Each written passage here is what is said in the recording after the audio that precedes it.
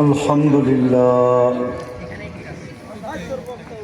الحمد لله الذي لا تراه العيون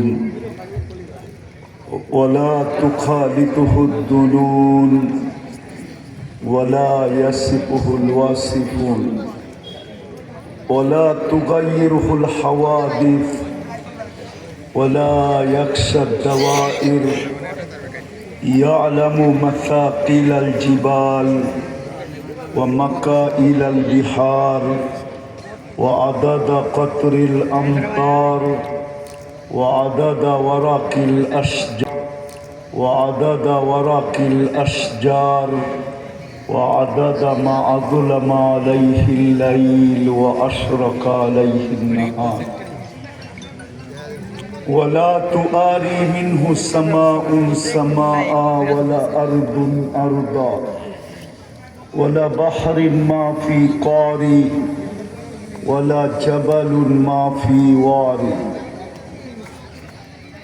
والصلاة والسلام على حبيبنا وحبيب ربنا مصطفى مجتبى لواء الحمد بيده يوم القيامة سيد الأولين والآخرين إمام المرسلين رسول رب العالمين بشيرا ونذيرا داعيا إلى الله رحمة للعالمين شفيع المذنبين حريص بالمؤمنين رؤوف رحيم صلى الله عليه وعلى آله وأصحابه وأتباعه صلاة وسلاما كثيرا كثيرا آواز قما كانت لهم جنات الفردوس نزلا وقال رسول الله صلى الله عليه وسلم اطلب الجنة جهدكم أو كما قال عليه الصلاة والسلام উক্ত মাহফিলের সম্মানিত সভাপতি উপস্থিত উলামায়ে কেরাম এলাকার বিভিন্ন জায়গা থেকে আগত মুসলমান ভাইয়েরা বিশেষভাবে যুবকরা যেই পর্যন্ত লাউড স্পিকারের আওয়াজ পৌঁছতেছে যদি শোনার সুযোগ থাকে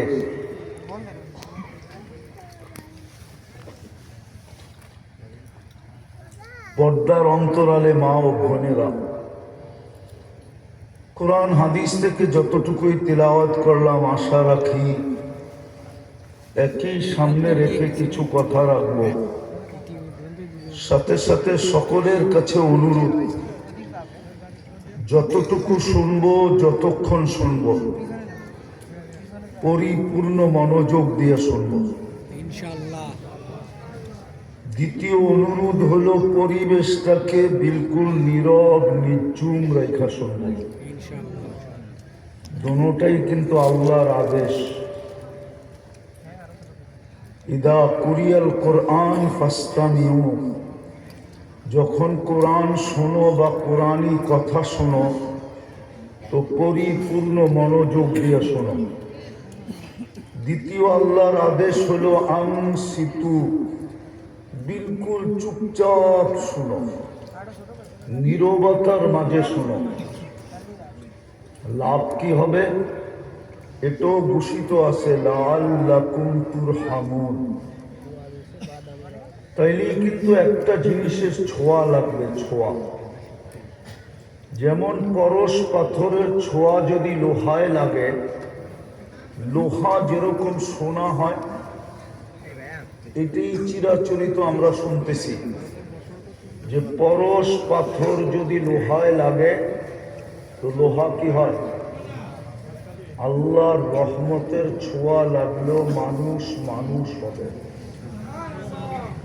শুধু মানুষ হিসাবে জন্ম নিলেই মানুষ হয় না, মানুষ হিসাবে জন্ম নিলেই যদি মানুষ হতো তাহলে যেই মানুষটাকে আল্লাহ কুদরতি হাতে অস্তিত্ব দিলেন, মনোযোগ কিন্তু লম্বা কথা হবে না, কেননা মিডিয়ায় যারা চোখ রাখে ওরা জানে আমি কোন জায়গার থেকে উঠা চলে আসছি।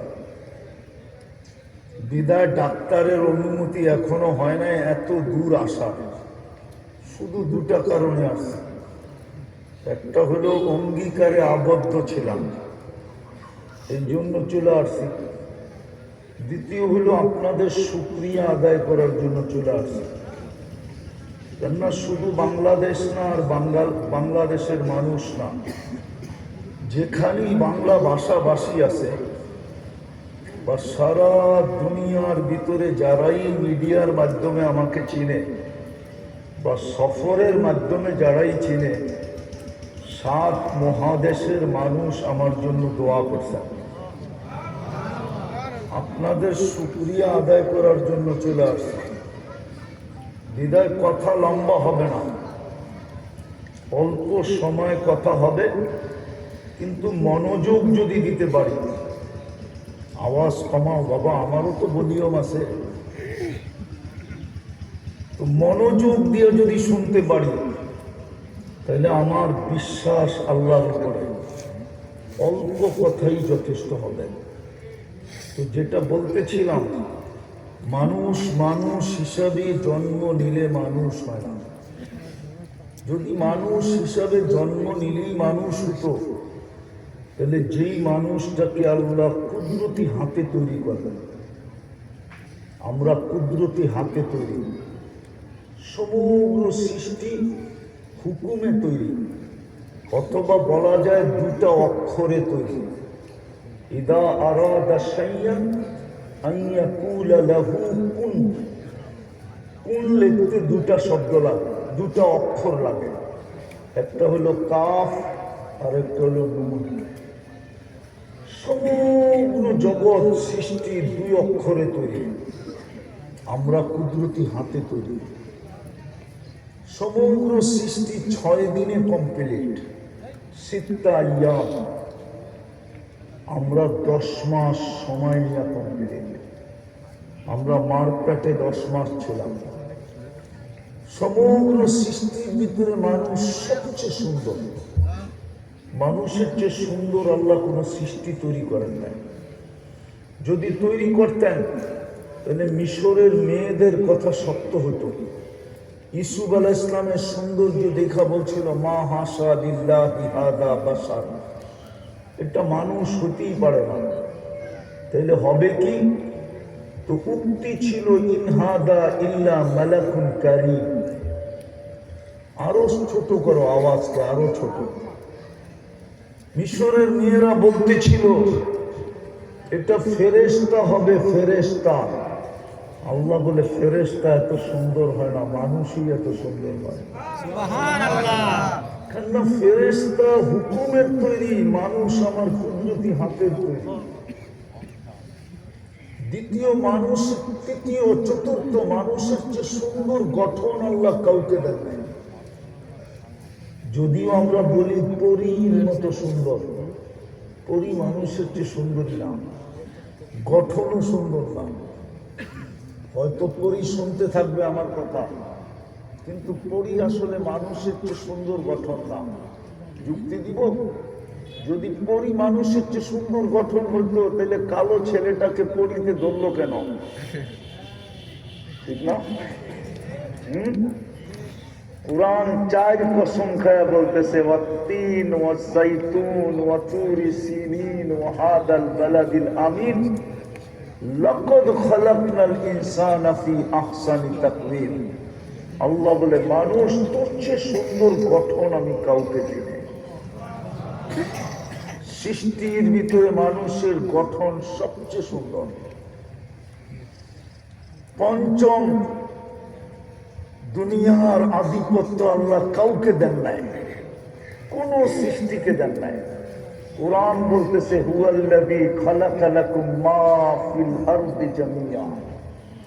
আল্লাহ বলে মানুষ জমিনের আধিপত্য আমি তোকে উঠায়া দিয়েছিলাম, কোন সৃষ্টিকে জমিনের আধিপত্য দেন নাই।